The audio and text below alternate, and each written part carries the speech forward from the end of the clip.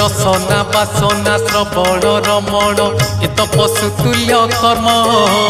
मनीष जीवन पाइछु जदि तू करि जा किछि पुण्य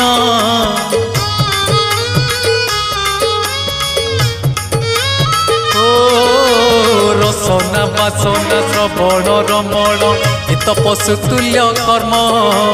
मनीष जीवन पाइछु जदि तू करि जा किछि पुण्य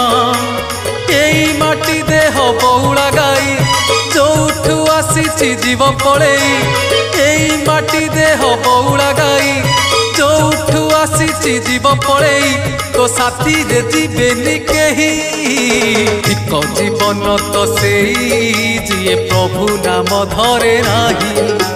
ठीक जीवन तो सेई जिए प्रभु नाम धरे नाही।